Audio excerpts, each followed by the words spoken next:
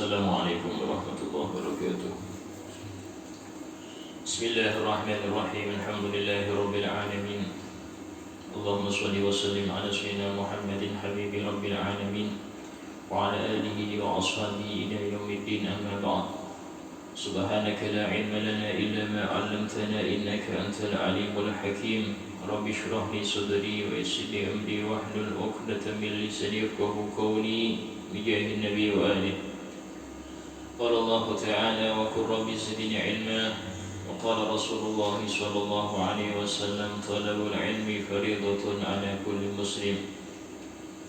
قال المصنف أبي حامد محمد بن محمد الغزالي الطوسي رحمه الله تعالى ونفعنا به وبعلم في الدار آمين. قال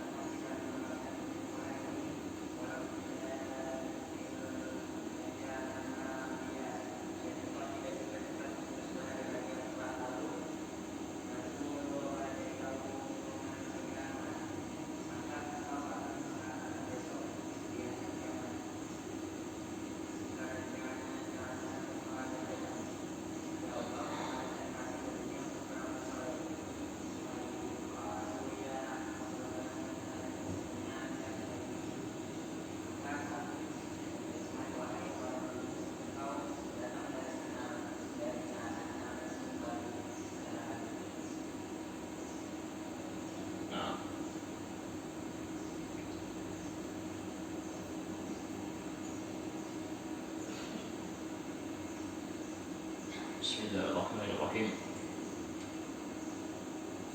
Qala al-musannif al-imam Abi Hamid Muhammad bin Muhammad al-Ghazali at-Tusi rahimahullah ta'ala wa nafa'ana bihi wa bi'ulumi fid darin amin. Ayyuhal walad, wahai anak, ij'alil himmata fir ruh, jadikanlah perhatianmu di dalam rohani. Jadikanlah al-himmah. Himmah ini semangat. Semangat itu ada semangat tinggi, ada semangat rendah. Semangat tinggi itu jika yang dikejar adalah hal-hal yang bersifat ukhrawi, sehingga kita dianjurkan minta himmah aliyah, semangat yang tinggi. Di antaranya menghafal ilmu, mempelajari ilmu, mengamalkan ilmu, ya, sehingga contoh para salafun soleh yang mereka diberi anugerah oleh Allah semangat yang tinggi itu ada yang sampai contoh Habib Ali Habsyi Sayyidul Maulid, waktu beliau berada di Mekah ikut abahnya Habib Muhammad bin Husain al-Habsyi. Ini setiap pagi itu belajar sama abahnya.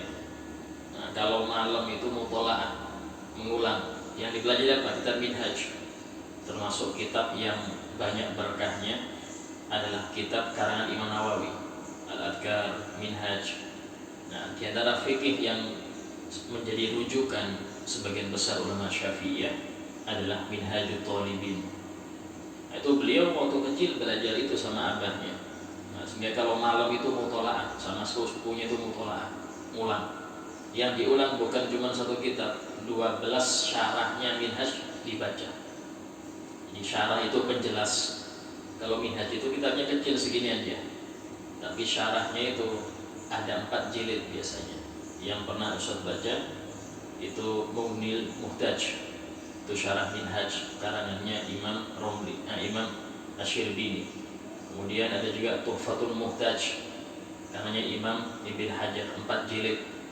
Kemudian ada juga Nihayatul Muhtaj, itu karena Imam Romli Shogir, ya, 4 jilid juga. Kemudian yang lain yang belum kita baca dan Najmul Wahhaj, macam-macam. Itu ada 12 syarah, dibaca semalam suntuk, ya. Nah, sehingga waktu sahur itu abahnya bangun melihat anak-anaknya masih belajar. Nah, fikumul barokah, semoga Allah memberi kalian, didoakan. Nah, untuk apa? Besok belajar. Nah, ini semangat yang tinggi.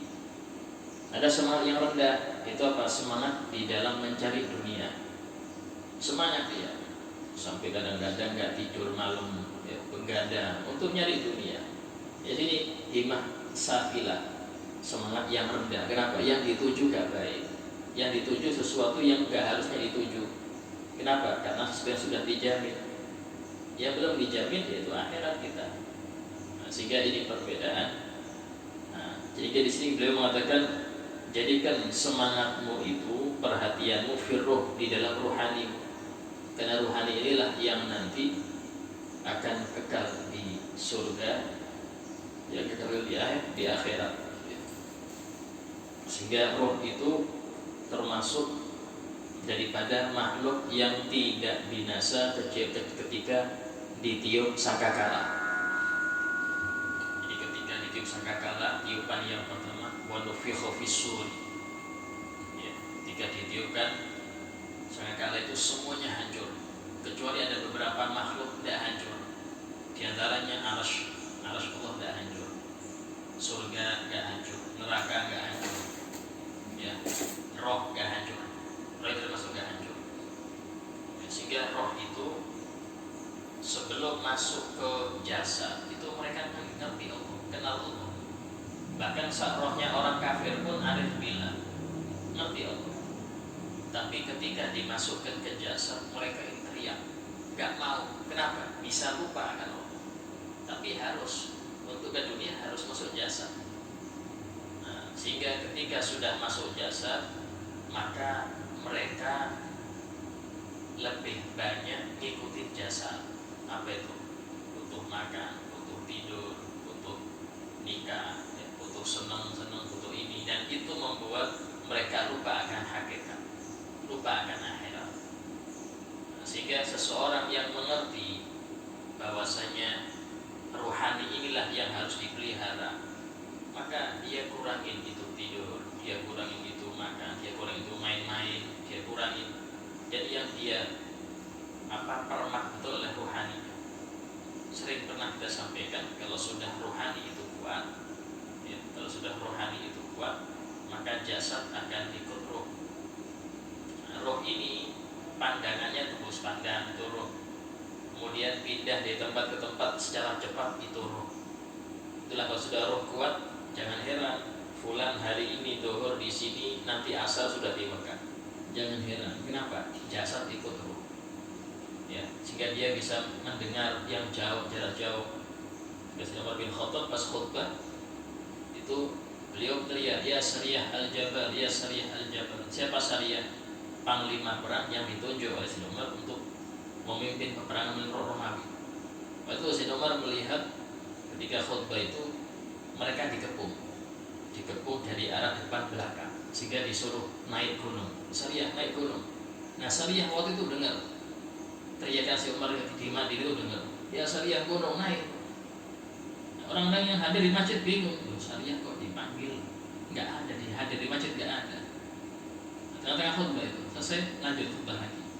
Nah, setelah beberapa bulan datang ini Sariyah dengan pasukannya, diceritakan, oh iya, waktu itu hari Jumat kita diserang dari belakang dan depan. Bingung. Saya mendengar suara khalifah suruh naik gunung, sehingga selamat dari kepungan belakang. Nah, ini termasuk kalau sudah jasad ikut roh seperti itu. Tapi kebanyakan dari kita roh ikut jasad, sehingga tumpul masalah ilmu, menghafal, malas. Kenapa? Ruhaninya lemah. rohaninya lemah. Sehingga caranya bagaimana? Ya dipoles lagi. Apa itu? Kasih asupan roh. Apa asupan rohani? Dzikir asupan rohani. Nasihat-nasihat baik asupan rohani.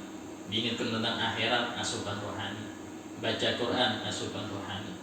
Itulah orang kalau sudah rohaninya sehat akan merasa nikmat baca Quran, merasa nikmat ketika sholat. Kenapa? Karena makanannya dia. Sehingga disebutkan kalau jasad nggak dikasih makan 3 hari mati, badan ini kalau kasih makan 3 hari ya itu mati. Maka roh lebih cepat. Roh nggak dikasih makanan ilmu itu bisa mati. Sehingga penting di sini beliau mengatakan jadikanlah semangat perhatian itu dalam rohmu. Wal hazimata fin nafsi, dan jadikan kekalahan itu untuk nafsu. Al hazimah kekalahan. Ini atofnya ke sebelumnya. Jadi wal hazimata dijadikan kekalahan itu fin nafsi dalam nafsu.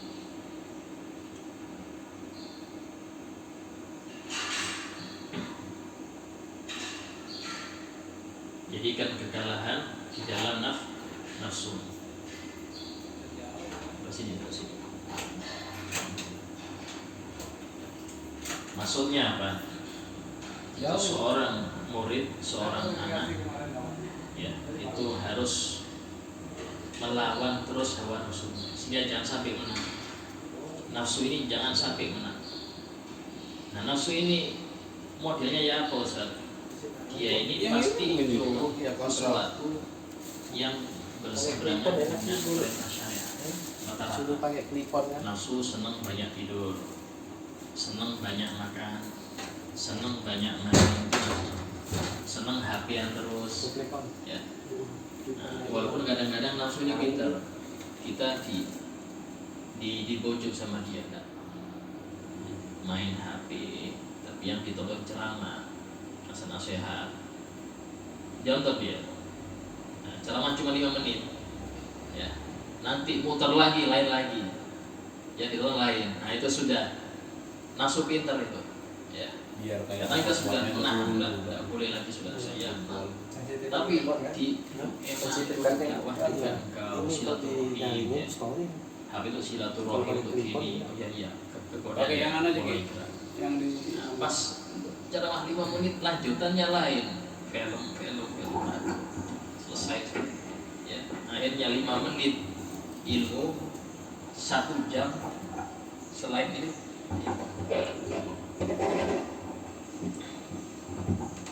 jadi 5 menit ilmu, sisanya bukan ilmu.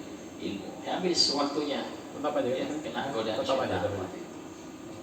Nah, sehingga untuk mengalahkan nafsu seperti itu, sesuatu yang mubah kalau banyak tinggalkan. Di dalam Burdah disebutkan wala tuti minhuma khosman wala hakama, dan janganlah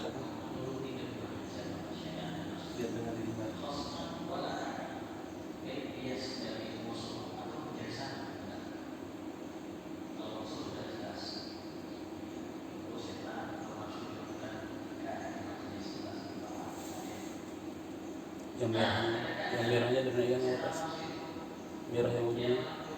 Nah ini yang sebenarnya standar kan, ini yang main ini, Pak. Kalau ini kan guide. Nah storing dia kan dari tambah guide, hanya ini aja yang nambah atau ini.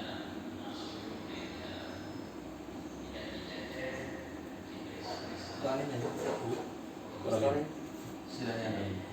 Cuma di Ustaz itu begitu sore dinariknya keluar, jadi apa? Tempel aja nggak apa-apa sih. Terus karena tempel aja gitu, buat kedekatin aja. Dijauhin lagi ya. Dijauhin lagi. Nah,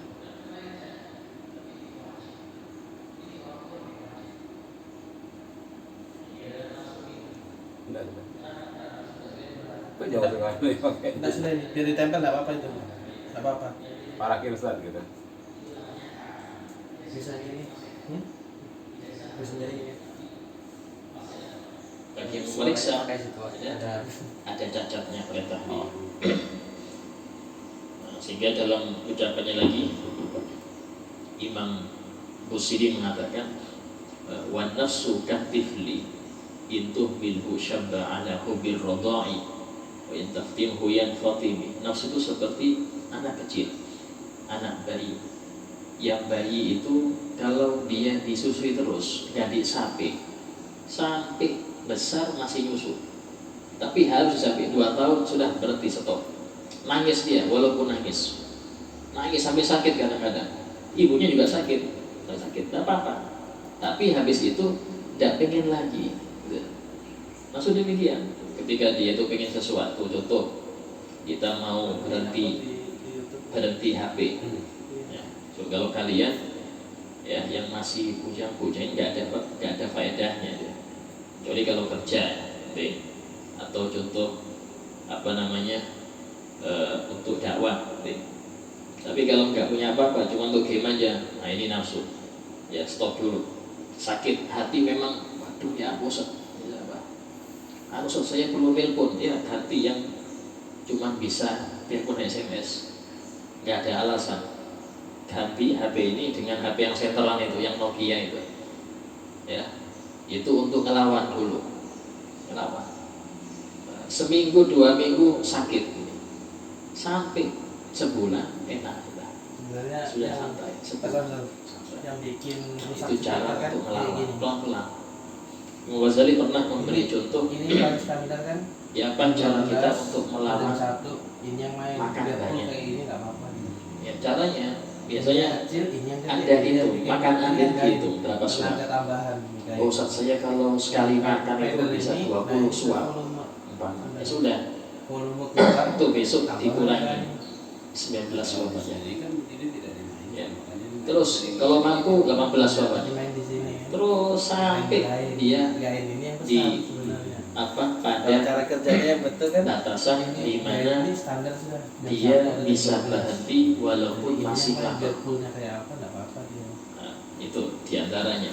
Nanti tidur juga gitu. Gak tidur itu kalau kita sehari 24 jam 8 jam, ya 8 jam. Itu berarti kalau kita umur 60 tahun, kasih umur Allah 60 tahun, 20 tahun untuk tidur. Karena 8 jam itu sepertiganya 24. Kalau tidur Anda per hari 8 jam, itu gabung ya siang sama malam ya. keseimbangan Bukan kanan malam kiri aja. mana yang kanan kiri. Saat siangnya nanti Anda sendiri Ustaz, ini malam saja saya 6 jam. dalam. Nanti tidur di kelas sekian jam, ini repot. Tidur di kelas, ketiduran, ya digabung jadi 10 jam ujung-ujungnya. Nah ini repot. Jadi istilahnya kurangin. Ini kan high ini Macam-macam para ulama itu biar lantang. mereka melawan hawa nafsunya sehingga menjadikan nafsu itu kalah dengan cara bermacam-macam. Nah, lumit ini Kita punya teman waktu suaranya masa keras. belajar Nah, di ini pondok kompres. itu lumit.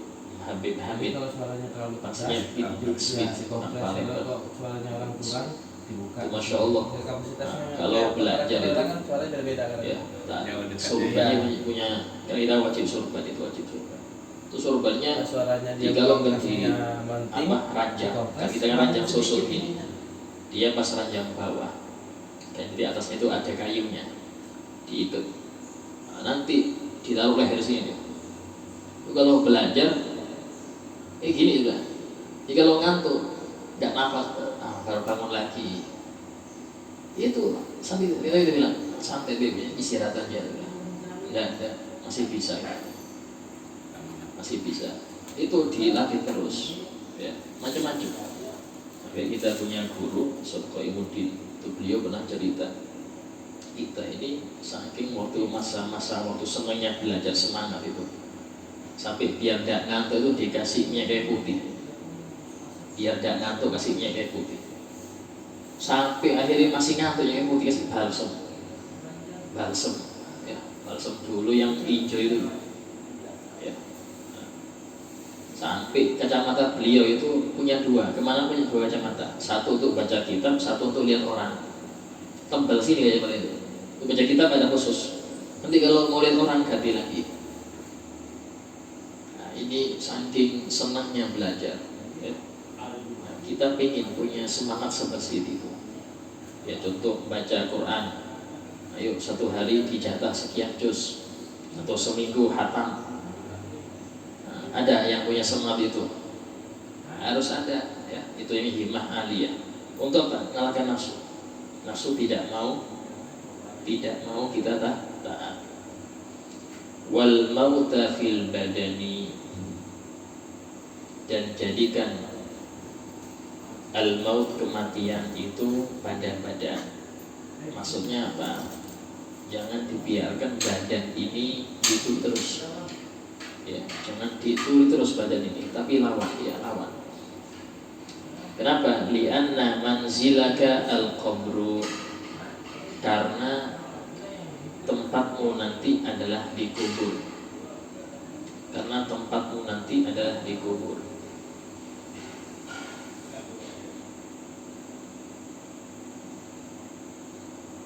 Tempat kita semua ini nanti di alam kubur. Karena itulah alam yang paling lama setelah akhirat itu alam barzah.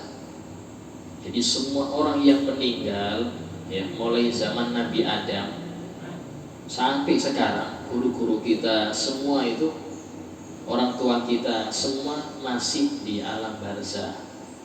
Gak ada yang masuk surga, gak ada yang masuk neraka, belum, masih kosong. Semuanya di alam barzah. Karena itulah Habib Muhammad Al-Muhdor, Habib Muhammad ini yang kuburnya di Bondowoso itu, Habib Muhammad bin Ahmad Al-Muhdor, Bondowoso, yang beliaunya besar.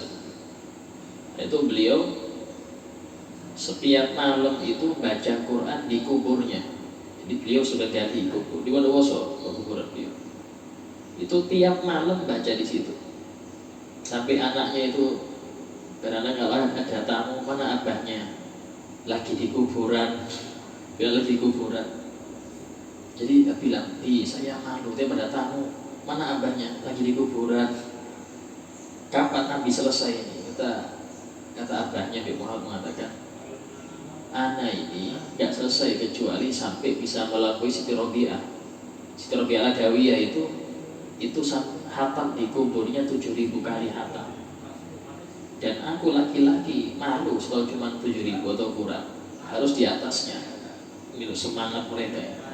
Sehingga hatam waktu itu sampai meninggal 8.000 hatam.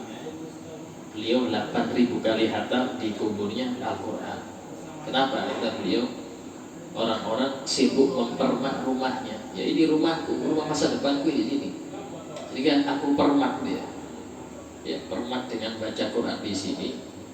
Sehingga dikubur nanti enak. Ya. Nah, ini diantaranya mereka untuk melawan hawa nafsunya seperti itu.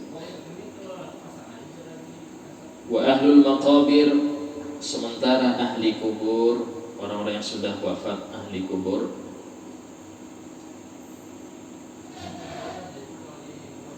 siapa? Ya kakek kita, nenek kita, ya, para orang-orang tua kita yang sudah meninggal, yang tadi lunak menunggu engkau semua itu, menunggu engkau semua.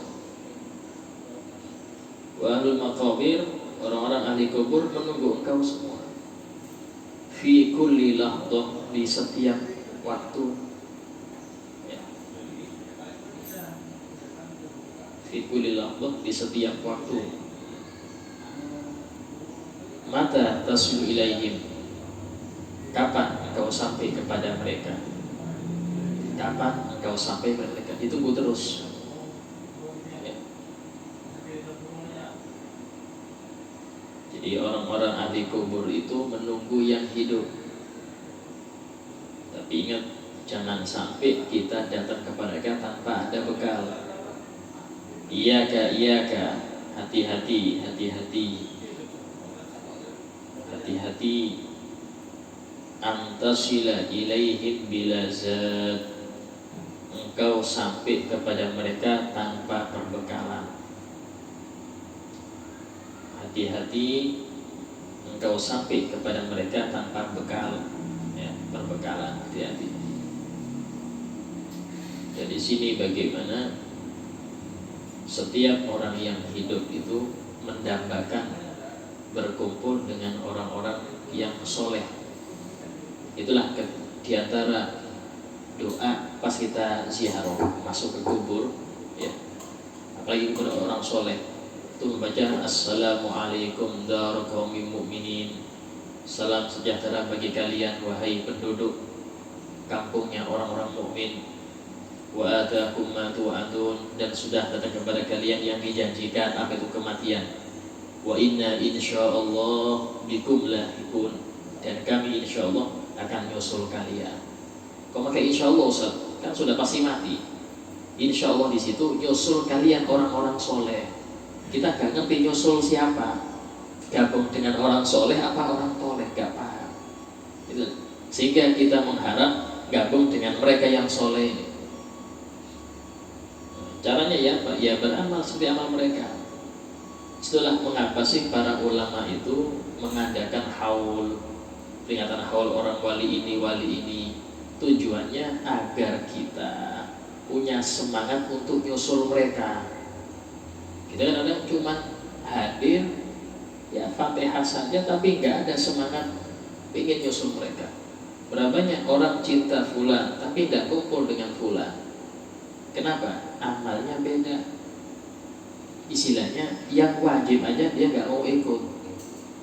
Kita kurus kumpul, tiru kurus kumpul ini dalam hal ibadah kayak apa, sholawatnya kayak apa, kemudian baiknya beliau kepada orang, senyumnya beliau, sabarnya beliau, ya. Bukan berarti nggak ada musuh, banyak musuh harus kumpul, tapi lihat semuanya disabari. Nah itu tiru di situ. Kita membaca manakibnya Syekh Samad, nah, tiru kayak apa, sehingga seseorang itu kalau dia ngikutin jalur orang soleh akan gabung dengan mereka karena jalannya sama. Jangan orang soleh ke kanan, Anda ke kiri. Yang seperti ini tidak ada manfaat walaupun kita cinta, ya, karena cinta perlu ittiba. Cinta itu perlu ngikutin. Kalau cuma cinta, orang Yahudi cinta betul dengan nabinya.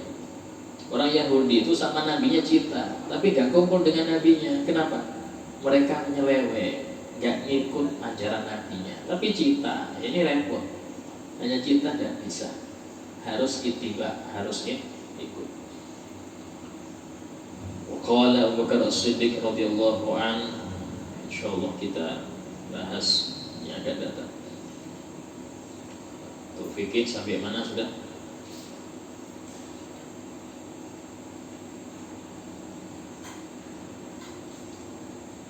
Ya Pak? Masih. Nah, sudah itu ya. Hal-hal yang diharamkan. Nah, yang terakhir apa? Itu mushaf. Ya, jadi mushaf ini kembali kita jelaskan adalah segala sesuatu yang tertulis Quran padanya, ya, tapi tidak harus Quran, ya. Jadi saya ulangi, ya, tulis ya, hal-hal yang diharamkan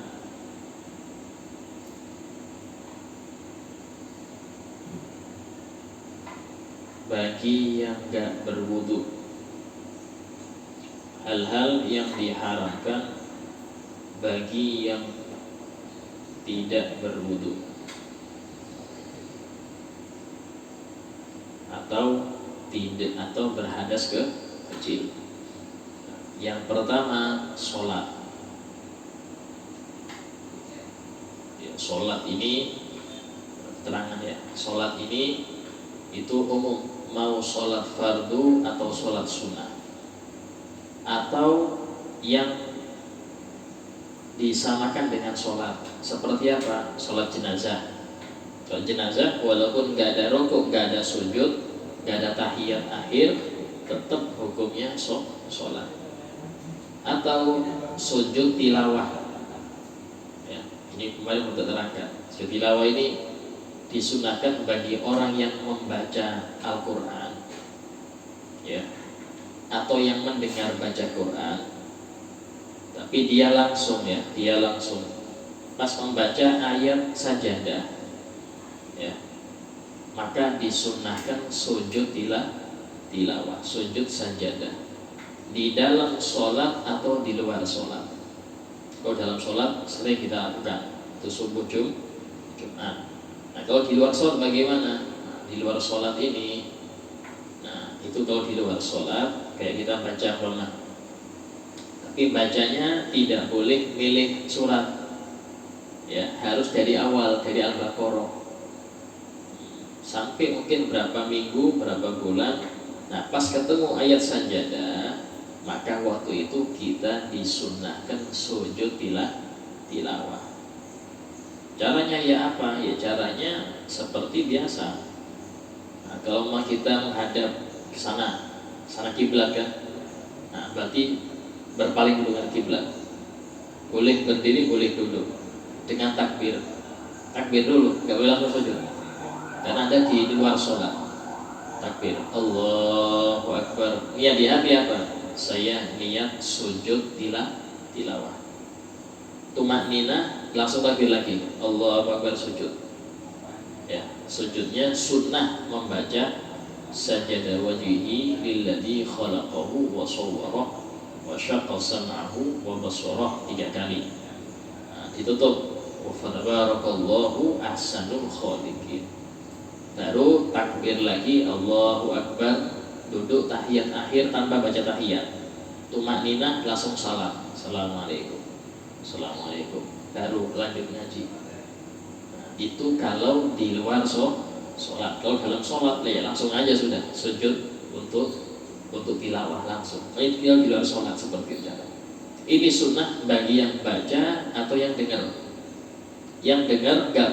Kalau punya wudu juga sunnah sujud tilawah. Tapi ingat, dengar ini kalau bukan, nah kalau langsung ya, kalau rekaman gak disunnahkan, bahkan tidak dianjurkan kita mendengar MP3 pas yang dibaca surah sajadah, Pak. Nah, terus waktu sajadah yang dengar gak perlu sujud tilawah ya. Atau sujud syukur sama, sujud syukur ini juga haram kalau dilaksanakan tanpa wudu, harus wudu. Apa sujud syukur itu? Yaitu sujud 1 kali ketika mendapatkan nikmat tiba-tiba atau dijauhkan dari musibah yang tiba-tiba. Caranya sama dengan sujud tilawah, ya. Yaitu syukurnya kayak syaratnya kayak sholat, harus menghadap kiblat, harus suci dari najis, harus suci dari hadas, harus nutup aurat, ya. Ini repot, ngegolkan bola langsung sujud. Tapi subhanallah itu menjadi kebanggaan, ya. Tapi ya masya Allahnya yang masuk Islam banyak gara-gara siapa namanya? Salah, ya, Muhammad Salah. Nah itu banyak yang masuk Islam. Cuman sujudnya salah, salah dia, ya. Kenapa? Karena harusnya pakai sarung dulu, ya. Nah, kamu agak punya wudu ya wudu dulu, ya. Kartu merah langsung ya. Ini waktu main bola wudu dulu nih, repot. Nah, terus ngadep kiblat, ya, bukan sembarangan. Subhanallah, orang Indonesia niru kadang-kadang. Nggak ngerti-ngerti juga ini urusan. Harus tanya, urusan ini harus tanya, ini ibadah. Ini ibadah sama caranya. Ada di TV itu acara uang kaget, ya, di trotoar dapat uang kaget, sujud ke yang ngasih, astagfirullah. Kadang-kadang ini perempuan nggak pakai mukena wala apa, langsung sujud aja. Tapi itu dianggap bagus sebagian orang yang jahil. Masya Allah, ini ahli ibadah. Kenapa? Dan ingat, dan lupakan Allah. Tapi salah caranya, bukan ahli ibadah, caranya salah, ya. Itu sehingga penting contoh yang bagus akan menimbulkan positif di masyarakat. Tapi yang parah itu kalau sudah salah diviralkan dan gak ada yang negur. Yang negur gak ada, harusnya ada yang negur itu, ya, harusnya ada yang negur agar orang ngerti, oh berarti ini salah. yang benar kayak gini caranya. Nah, itu penting. Nah, terus yang kedua tawaf, ya. Tawaf termasuk yang diharamkan bagi yang gak punya wudu, tawaf. Terus yang ketiga menyentuh mushaf. Apa itu mushaf? Yaitu segala benda yang tertulis di situ ayat atau separuh ayat Al-Quran dengan tujuan untuk tujuan dipelajari.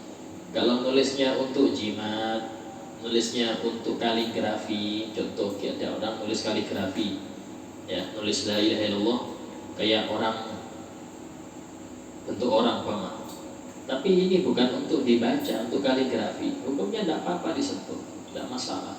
Karena niatnya bukan dipelajari, untuk hiasan, untuk hiasan. Terus yang terakhir membawa mushaf. Membawa sama megang kan hampir sama. Beda ya. Orang megang gak harus bawa, gak harus megang. Megangnya seperti ini. Contoh, ini buku Ayyuhal Walad. Terus dalamnya Ustaz ada mushaf sini. Itu selembar. Itu selembar, ini mushaf tentang surat Fatihah. Nah, Ustaz bawa gini. Hukumnya gak boleh kalau saya gak punya wudu. Kenapa? Karena namanya bawa mushaf. Anda nggak pegang tapi bawa mushaf. Paham? Nah, kecuali kalau niatnya bukan niat bawa mushaf. Contoh bukan seperti ini, ya. Contoh tas. Saya punya tas, isinya ada Qur'annya, ada wiridnya, ada ininya, gabung jadi satu. Tapi saya nggak niat bawa mushaf, saya niat bawa selain mushaf, banyak wirid, ini itu yang saya niatkan. Hukumnya tidak apa-apa. Ya. Tapi kalau ini Al-Quran, biar gak dosa, ya, biar gak dianggap megang Quran, saya bawa surban tak pegang kan. Ya. Ini namanya bawa, hukumnya gak boleh. Ya, paham? Jadi Quran biar bisa saya pakai baju, ya ini hukumnya bawa Quran, dosa juga. Kalau nggak punya wudu nggak bisa, ya. Nah itu yang perlu diperhatikan. Jadi membawa adalah nggak langsung nyentuh, cuman dia bungkus Qurannya, dia pegang bungkusnya, ya sama aja.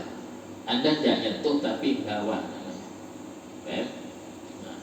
Ini hukumnya ya sama, tidak boleh untuk yang berhadas kecil. Terus selanjutnya hal-hal yang diharamkan bagi orang junub. Hal-hal yang diharamkan bagi orang junub.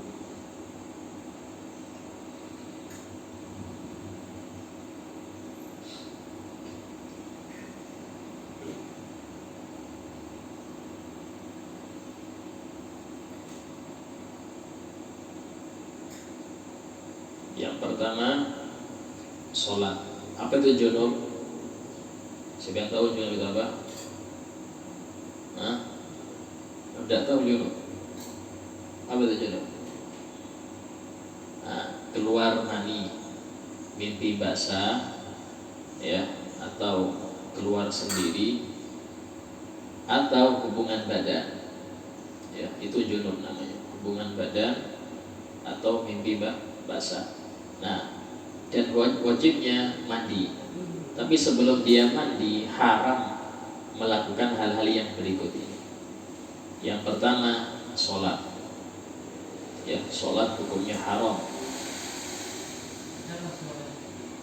Terus kedua, tawaf.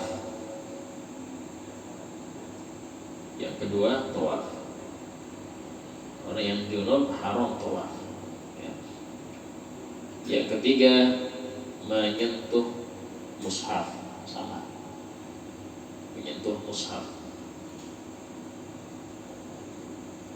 Yang keempat, memegang mushaf. Ya, megang tadi. Saya nggak nyentuh satu megang tok sama. Kalau seperti ini kayak apa? Contoh, saya mau balik, ya, pakai tangan dosa karena nggak punya wudhu. Ini yang pakai lidi saya. Saya pakai lidi. Hukumnya kayak apa? Tetap tidak boleh. Ya, hukumnya kalau pakai lidi tetap tidak boleh. Ini politik namanya. Ya, politik. Saking malesnya wudhu, males saya wudhu. Tapi saya baca Quran, Ustaz. Tapi males wudhu. Baca tidak apa-apa.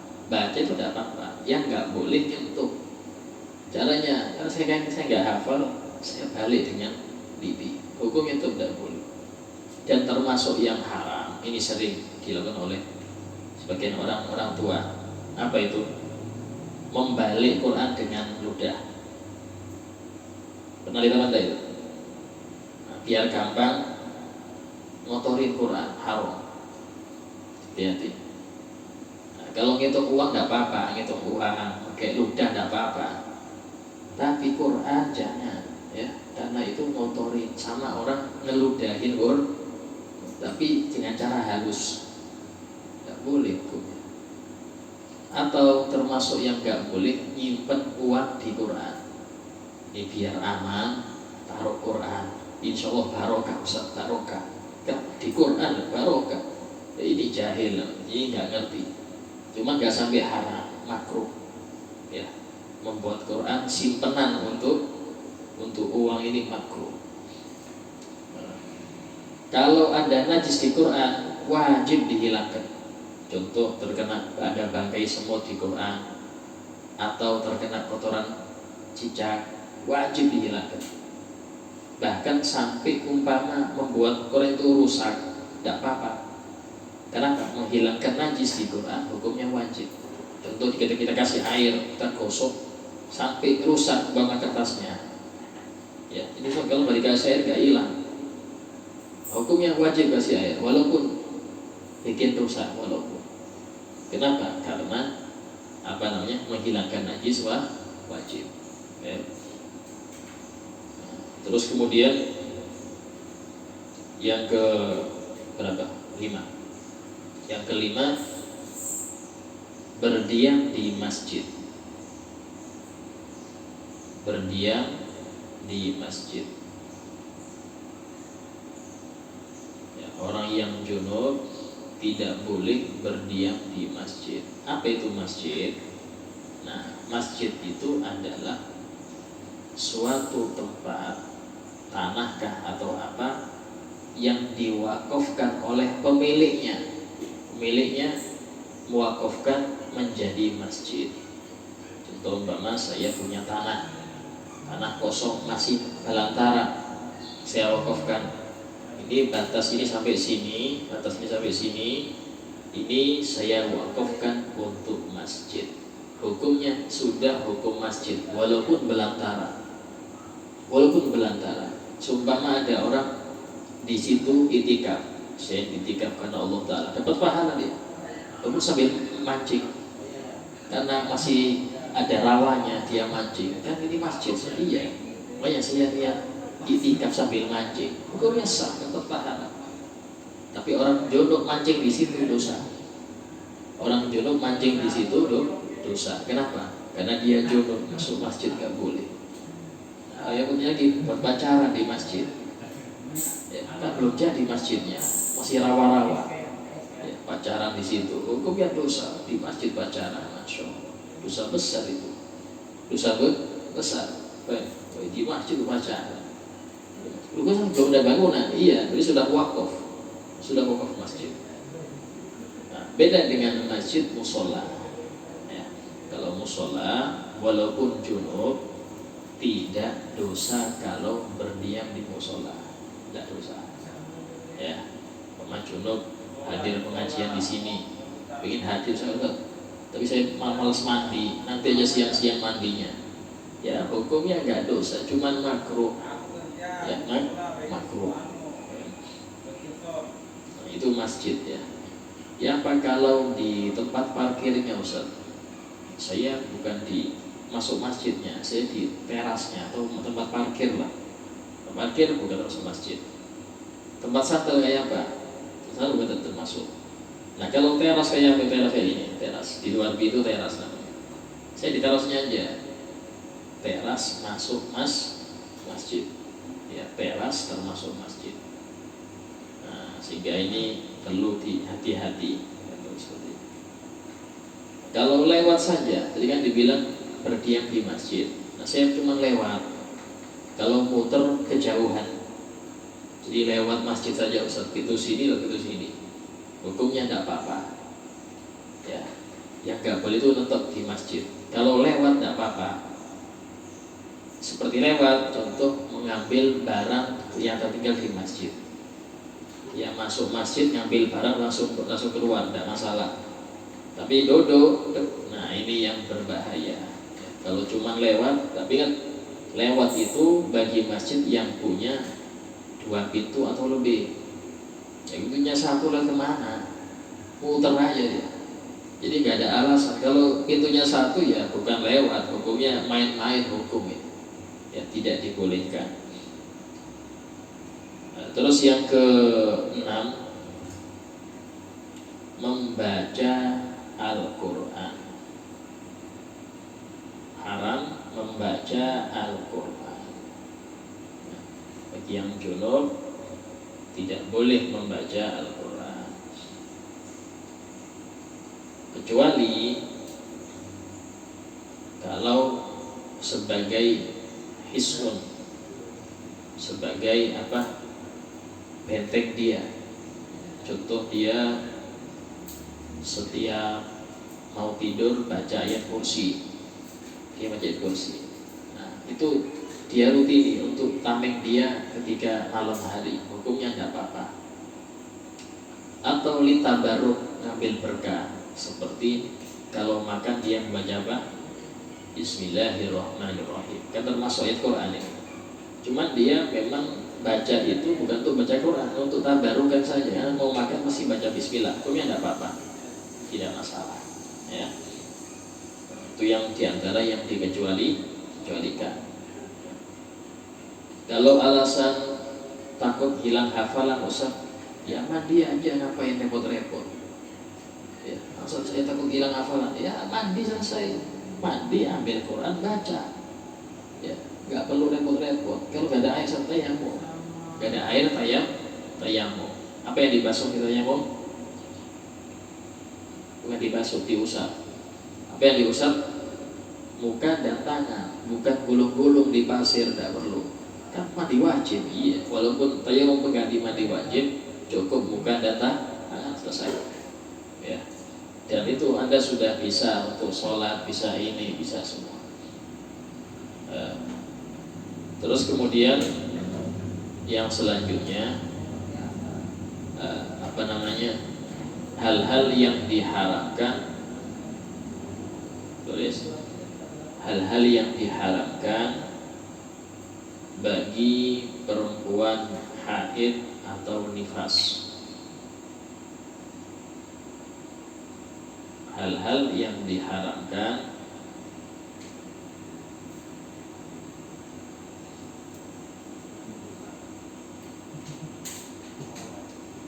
bagi perempuan haid atau nifas.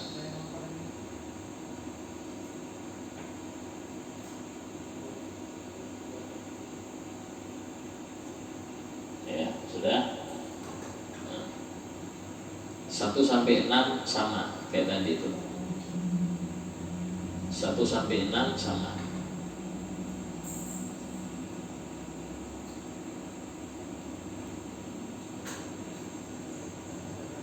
Yang ke-7, langsung ke-7 ini ya. Yang ke-7, yang 6 kayak tadi, yang 6. Ya, kayak tadi. Nah, yang ke-7 lewat masjid. Bukan lewat depannya masjid, enggak, lewat dalamnya. Ya. Kalau depannya enggak apa-apa, kasihan orang depan boleh. Lihat dalamnya, ya, dia lewat umpama hukumnya tidak boleh. Walaupun lewat, walaupun ya, perempuan haid ini nifas. Mas sebagian ulama mengatakan tidak bolehnya lewat itu karena khawatir ngotori. Itu dulu karena gak ada pembalut ya. Kalau sekarang sih aman aja, tapi tetap menetap gak boleh. Kalau lewat tadi itu hilaf. Ada yang mengatakan gak apa-apa karena sudah gak ngotori lagi ya. Tapi kalau tetap hukumnya gak boleh. Sehingga kalau ada guru ngaji ya, yang dia ngajar TPQ-nya di masjid, nah kalau sedang haid ya apa, pindah, jangan di masjid ya, bikin di luar masjid, kasih terokah apa, ngajar di waktu halangan di situ, jangan di masjid ya. Nah, terus tidak boleh juga baca Quran. Saya lagi ngajar Quran ini Ustaz, ngajar tidak harus ada baca juga, cukup kalau salah ketok salah, itu aja ya. Nah, cuman untuk mengajar dibolehkan membenarkan bacaan yang salah, tapi hanya yang salah. Contoh dia baca ida sulsilati zulzilati, oh ya zulzilati ya. Yang orang Bugis saya nggak bisa ya sulsilat sin jadi ya. Nah, seperti itu contoh. Kalau dia salah maka yang salahnya dibenarkan, nggak usah sampai full ayat, nggak perlu ya. Nah, terus yang ke-8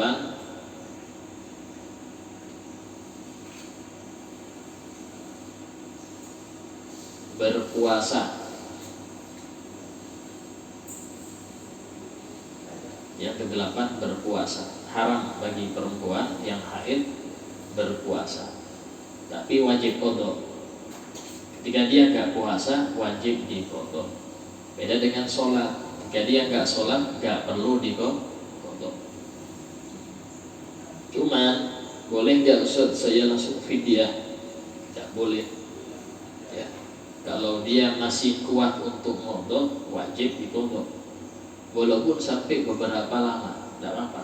Tidak boleh langsung fidyah, tidak boleh ya, untuk haid atau nifas. Terus yang ke-9 dihubungi ya, haram perempuan yang haid atau nifas untuk dihubungi, ditelepon ya. Terus nomor berapa? Yang terakhir dicerai. Perempuan yang sedang haid haram dicerai, tapi jadi cerainya ya sah, tapi haram. Kenapa haram? Karena masa haid tidak dihitung iddah.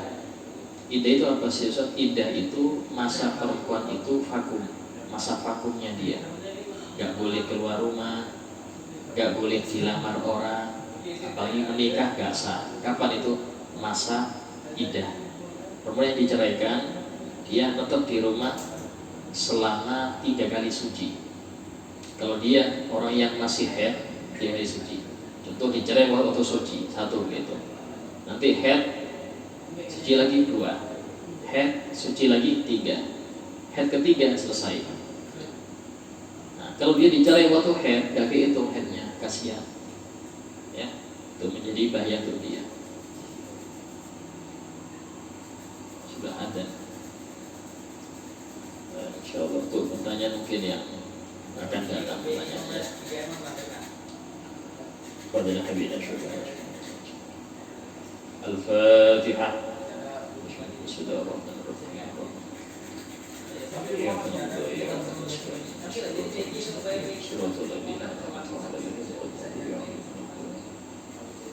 Bismillahirrahmanirrahim. Alhamdulillahirabbil alamin. Allahumma shalli wa sallim ala sayyidina Muhammadin wa ala alihi wa sahbihi ajma'in.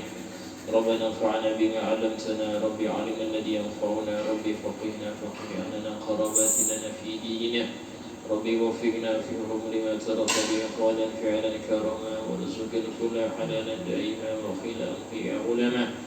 نهضى بالخير فكل شر ربنا واصلح لنا كل شؤون خير بالرضا منك العيون وقض عنا ربنا كل الديون قبل أن تأتينا رسل المنون ربنا آتنا في الدنيا حسنة وفي الآخرة حسنة وقنا عذاب النار وصلى الله على سيدنا محمد وعلى آله وصحبه وسلم والحمد لله رب العالمين.